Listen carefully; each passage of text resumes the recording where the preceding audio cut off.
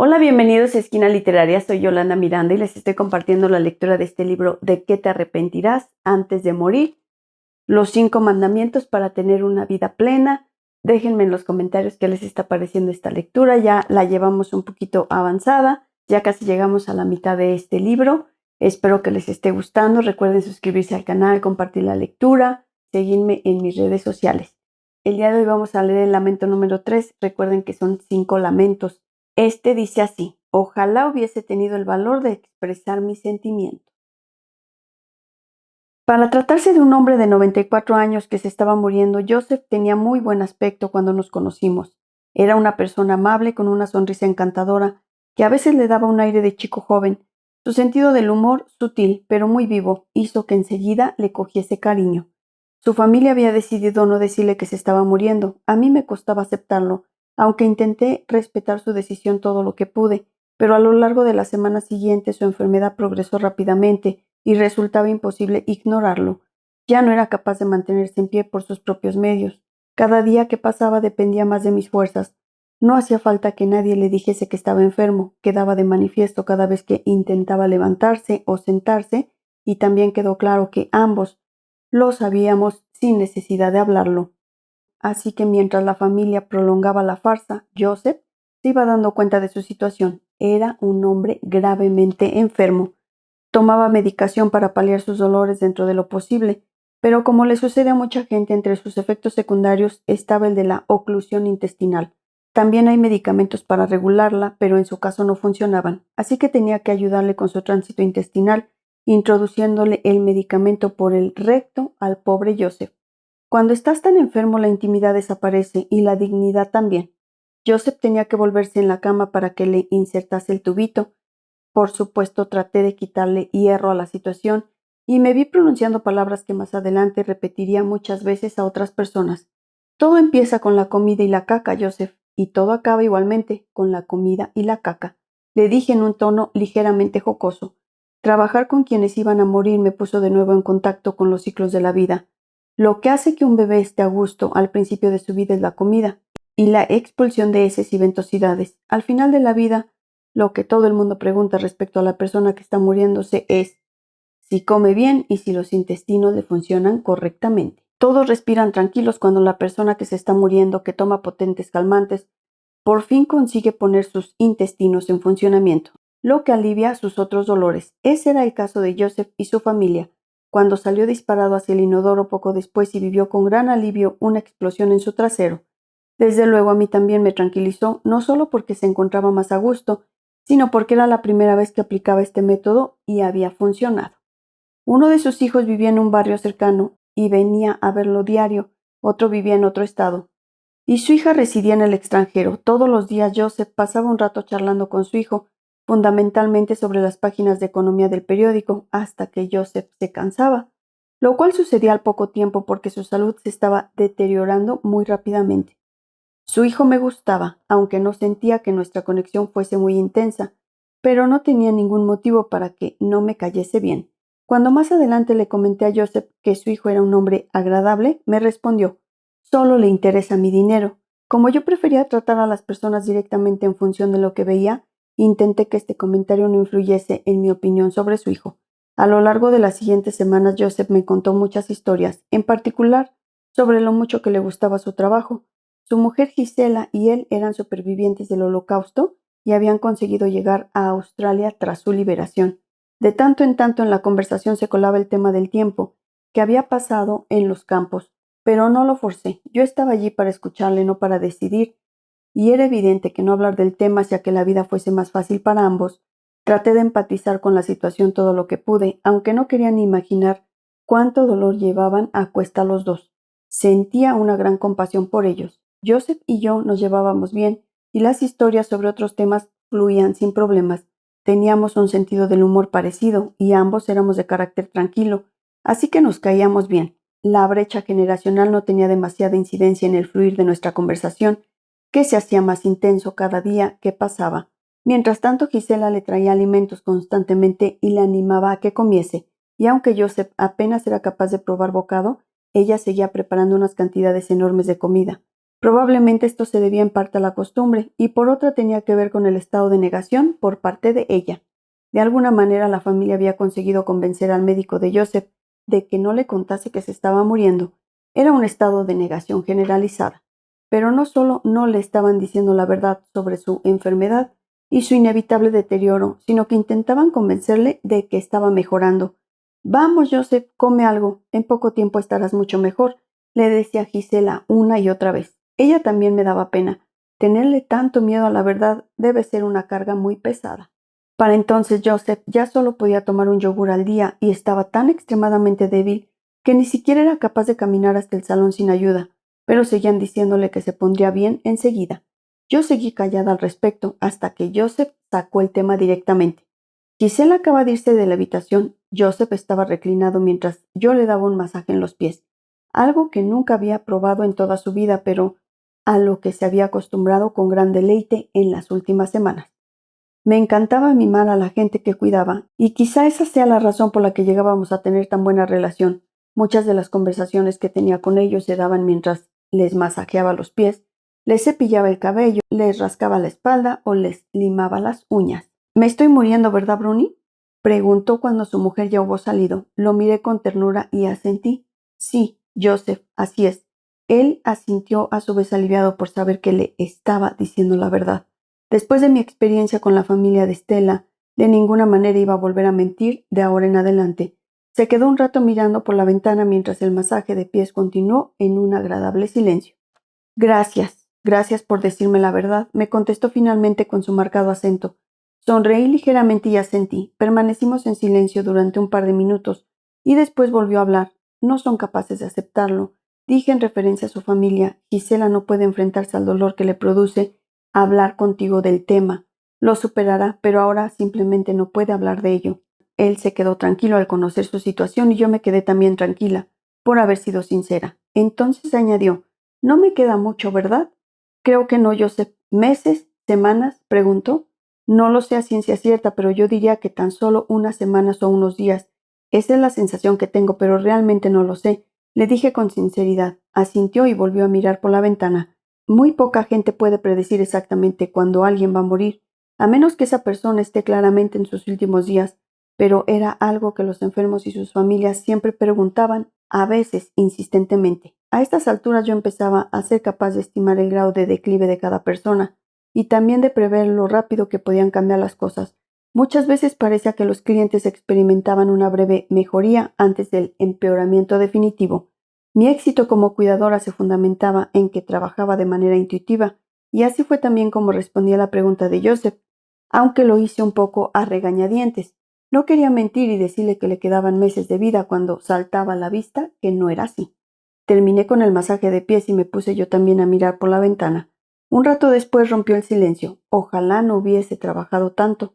Esperé a que continuase. Me encantaba mi trabajo, me gustaba mucho, por eso trabajé tanto. Por eso, y para dar de comer a mi familia y a los suyos. Pero eso es algo bonito. ¿Por qué te arrepientes? Me explicó que sus remordimientos se debían en parte a su familia, de la que había disfrutado muy poco durante casi toda su vida en Australia, pero sobre todo era porque sentía que no les había dado la oportunidad de conocerlo. Tenía demasiado miedo de mostrar mis sentimientos, por lo que no hice más que trabajar, y así mantuve a la familia a distancia. No se merecían estar tan solos. Ahora me gustaría que me hubiesen conocido realmente.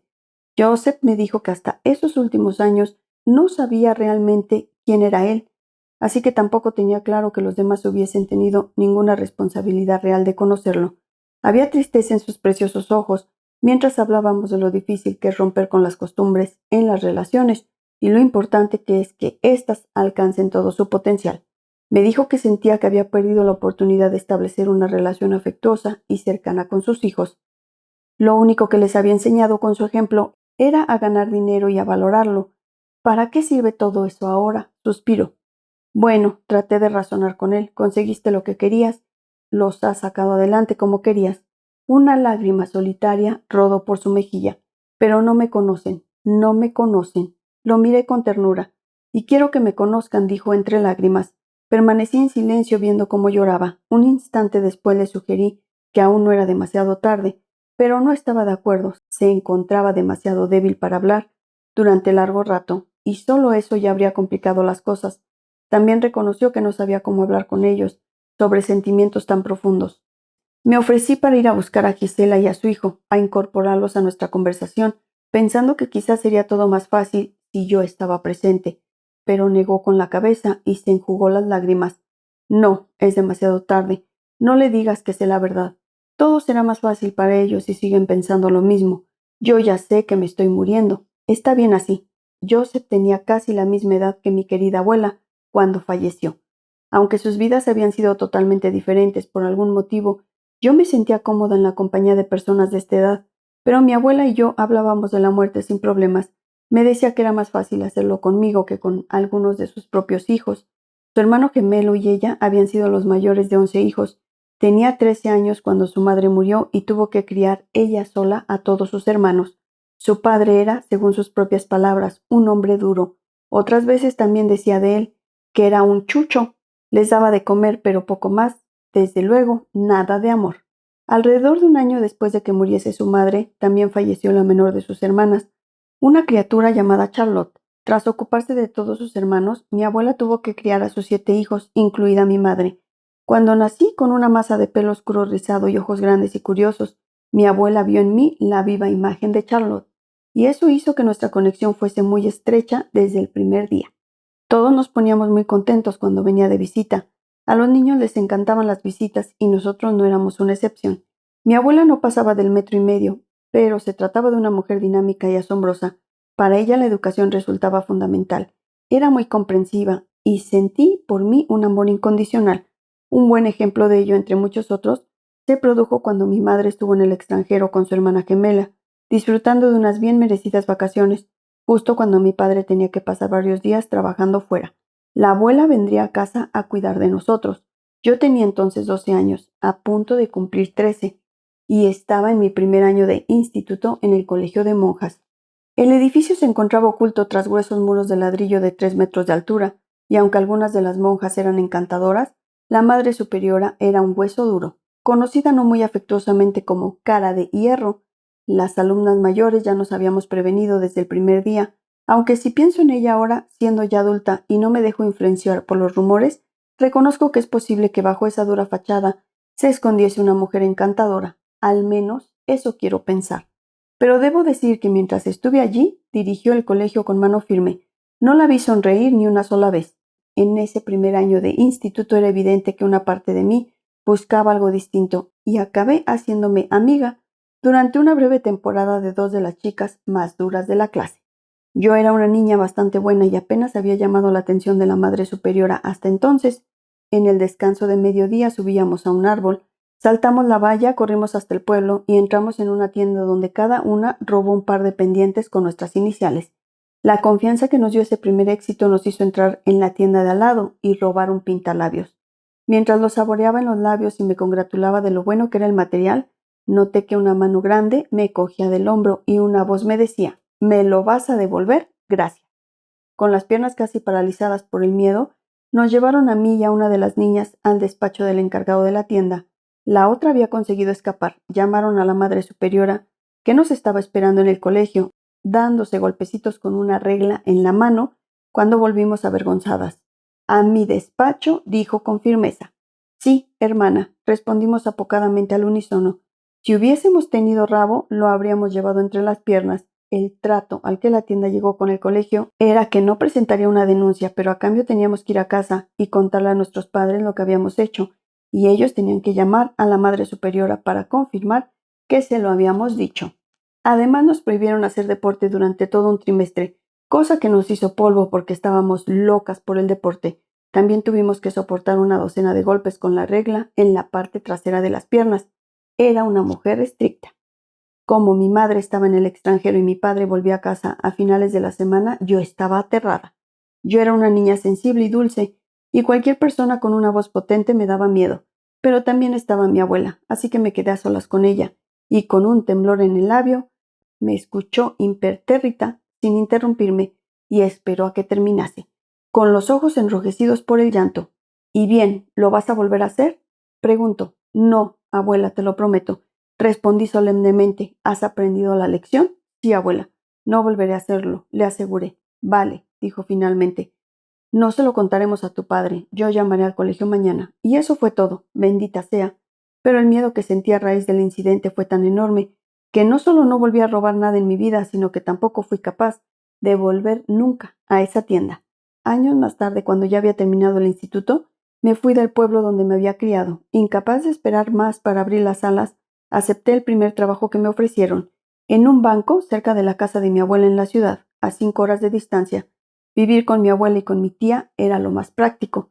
A los 18 años, recién salida de la granja, y tras haber pasado por un colegio de monjas, no resultaba nada raro que estuviese abierta a nuevas experiencias. Cuando mi madre intuyó unos meses después que ya no era virgen, se horrorizó y casi me deshereda. Era incapaz de creer que yo, una chica buena y sensata, pudiese dejarme engatusar tan fácilmente. Fue otra vez la abuela la que arregló la situación, diciéndole a mi madre que se relajase, que los tiempos habían cambiado y que a mi manera seguía siendo una buena chica. De ese modo mi conexión con estas dos maravillosas mujeres no hizo más que fortalecerse. Cuando descubrí el mundo del alcohol y volví borracha a casa de la abuela, dejó un cubo junto a mi cama por si acaso.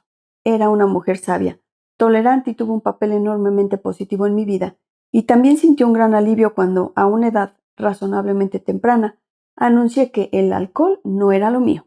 La abuela sobrevivió a todos sus hermanos y hermanas, algo que para ella fue desgarrador porque habían sido como sus propios hijos. Siempre nos escribíamos independientemente de dónde estuviese viviendo, y nos contábamos nuestras vidas como un libro abierto. Compartí con ella la tristeza por la pérdida de su última hermana y la frustración de hacerse mayor e ir perdiendo progresivamente su independencia. Ver cómo iba perdiendo facultades con los años también fue descorazonador para mí, porque tuve que aceptar el hecho de que no iba a estar ahí eternamente. Me empezaba a costar reprimir las lágrimas cada vez que hablábamos, así que le decía explícitamente lo mucho que la quería y cuánto le echaría de menos cuando ya no estuviese. Después de eso pudimos hablar sobre la muerte con toda franqueza. Me alegró muchísimo de que lo hiciésemos, sin negarnos a asumir lo que estaba por llegar. Saboreamos cada conversación y me contó qué pensaba sobre su propia muerte. La abuela estaba preparada para irse mucho antes de que llegase su hora. Al volver, después de pasar varios años en el extranjero, estaba impaciente por verla. Los cambios en ella habían sido enormes. Tenía el cabello completamente blanco, caminaba apoyándose en un bastón y era todavía más pequeñita. Mi abuela era ahora una mujer muy anciana. Tenía más de 90 años, pero seguía siendo la mujer maravillosa que yo había conocido. Su mente estaba lúcida y continuamos con nuestras conversaciones con gran satisfacción, al menos durante un año más. La llamada llegó un lunes, cuando estaba en uno de mis últimos trabajos en un banco, como directora de una sucursal. Mi abuela había fallecido la noche anterior mientras dormía. Se me vino el mundo encima y cerré la puerta de mi despacho. Con la cabeza apoyada entre los brazos sobre el escritorio, lloré para despedirme de mi queridísima abuela y para asumir su pérdida. Abuela, abuela, abuela. Lloré entre mis propios brazos. Salí del trabajo antes de hora, con los ojos enrojecidos y demasiado triste para pensar con lucidez. Me detuve junto al buzón. Medio atontada repasé las cartas y las facturas hasta que me paré en seco asombrada. Entre todo lo demás había una postal de mi abuela. La había enviado el viernes y había muerto de forma natural mientras dormía el domingo por la noche. Un torrente de lágrimas, de tristeza y de alegría brotó de mis ojos, mientras apretaba la postal contra mi pecho, llorando y casi riendo al mismo tiempo. Me sentía muy afortunada por la conexión que habíamos compartido y por haber sido capaces de hablar con sinceridad sobre la muerte. No quedó nada por decir. Ella sabía que yo la quería, y yo sabía que ella me quería a mí, y más aún, cuando leí las bellas palabras que había escrito. Te quiero mucho, mi niña. Te tengo siempre en mis pensamientos. Espero que el sol brille todos los días de tu vida. Bron, con mucho cariño, tu abuela. La idea de que iba a morirse me había hecho llorar ya antes de que se fuese. Y también lloré mucho después, pero también sentía la tranquilidad de saber que nos habíamos enfrentado con sinceridad y de forma abierta a algo por lo que todo el mundo tiene que pasar inevitablemente. Y sigo sintiéndola. Me sonríe desde una fotografía que tengo enmarcada sobre mi escritorio. Aunque ha habido días en las que la he echado de menos, no tengo ninguna duda de que la sinceridad nos permitió tener una relación tan especial y positiva que aún pervive en mí de la mejor manera posible. Pero para mi querido Joseph no era tan fácil. La sinceridad resultaba ahora demasiado dolorosa, tanto para él como para su familia. Sentí compasión por él, por su dolor y su frustración. No podía imaginar lo que ese hombre encantador habría tenido que sufrir a lo largo de su vida. Gisela seguía trayendo cantidades de comida exageradas y seguía animándole a comer. Una y otra vez él se sonreía amablemente y rehusaba la comida. Por las noches venían otras cuidadoras, pero yo era la principal del día. Joseph y yo nos conocíamos bien, y eso hacía que estuviese cómodo, sobre todo ahora que podía sincerarse, al menos conmigo. Me llevé una triste sorpresa cuando me enteré de que me iban a sustituir. Su hijo se había estado quejando de lo cara que era la atención. Aunque le expliqué que a su padre le quedaban 1 o 2 semanas de vida, prefirió hacer otros planes. Decidió que Joseph seguiría viviendo muchos años más. Su solución fue encontrar a una inmigrante sin papeles, dispuesta a hacer el trabajo por una miseria. Fue inútil hablar con Gisela para que tratase de convencer a su hijo. Habían tomado una decisión. Yo tenía varias ofertas de trabajo en otros sitios, así que ese no era el problema.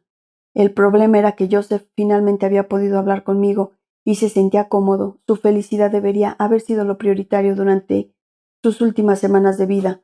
No quería ni pensar en lo impersonal que podría llegar a ser la alternativa, y más aún sabiendo que Joseph estaba tan débil que ya no podía hablar y tenía problemas para respirar. También me daba pena a la nueva cuidadora y las dificultades con el idioma a las que se tendrían que enfrentar los dos. Pero ya no dependía de mí, y además tenía la certeza de que esto también formaba parte del viaje vital de Joseph. ¿Cómo podemos saber lo que otra persona ha venido aquí a aprender? No hay manera. Así que con un abrazo y una sonrisa que valían mucho más que 1000 palabras, nos despedimos. Me volví desde la entrada para ver su habitación por última vez y lo miré una vez más. Sonreímos de nuevo, sin pronunciar palabra, pero diciéndonos mucho. Había llegado el momento de irme. Mientras me alejaba en el coche sabiendo que él estaría mirando por la ventana, absorto ya en sus pensamientos, empecé a llorar. Este trabajo me estaba permitiendo conocer a gente a la que de otra manera nunca habría conocido, y me encantaba todo lo que compartíamos y aprendíamos unos de otros, por muy duro que fuera a veces. Una semana después la nieta de Joseph me llamó para decirme que éste había muerto la noche anterior. Me alegré por él. Su enfermedad nunca le habría permitido vivir bien. Era lo mejor. Repasando todo lo que había sucedido, no vi más que aspectos positivos. Aprender de personas encantadoras como estas antes de que muriesen era un valioso regalo por el que me sentía agradecida. Todos tenemos que morir, pero este trabajo me recordaba que también podemos elegir cómo queremos vivir hasta que llegue el momento. Haber visto la angustia que Joseph experimentó al ser incapaz de expresar sus sentimientos reforzó en mí la convicción de intentar tener siempre el valor suficiente para compartir los míos. Los muros de mi intimidad estaban desgastándose y empecé a preguntarme ¿por qué tenemos todos tanto miedo de ser abiertos y sinceros? Evidentemente la razón es que queremos evitar el dolor que podríamos sentir si lo fuésemos, pero los muros que construimos también nos hacen sufrir porque impiden que los demás nos conozcan realmente. Ver cómo rodaban las lágrimas por la cara de ese anciano encantador mientras intentaba que lo conociesen y lo entendiesen me cambió para siempre. Después de la llamada que me anunció la muerte de Joseph, me senté en un parque junto a la playa y me limité a absorber lo que me rodeaba. Había niños jugando por todas partes y me quedé mirando cómo compartían sus sentimientos con naturalidad. Si estaban tristes, lloraban. Se liberaban y volvían a estar contentos. No sabían cómo reprimir sus sentimientos. Observar sus expresiones sinceras era algo hermoso. También resultaba refrescante ver cómo jugaban y construían cosas juntos. Hemos creado una sociedad en la que los adultos estamos tan aislados que parecemos islas. Trabajar juntos, expresar sus sentimientos y estar alegres eran los estados naturales de los niños a los que estaba observando, aunque me apenaba darme cuenta de que como adultos hemos perdido la capacidad de abrirnos de forma tan completa. No pierdo la esperanza. Si alguna vez fuimos así, y en mayor o menor medida todos los fuimos, quizá podamos aprender a volver a hacerlo. Allí, en ese parque junto a la playa, tomé una decisión firme. No permitiría que yo misma acabase en una situación en la que me arrepintiese de las mismas cosas que mi querido Joseph. Había llegado el momento de ser más valiente y expresar plenamente mis sentimientos. Los muros que rodeaban mi corazón ya no tenían ninguna utilidad. El proceso de demolición por fin había comenzado. Espero que les haya gustado la lectura del día de hoy de este libro, ¿De qué te arrepentirás antes de morir? Los espero en el próximo video para continuar con esta y otras lecturas. Muchas gracias por escuchar.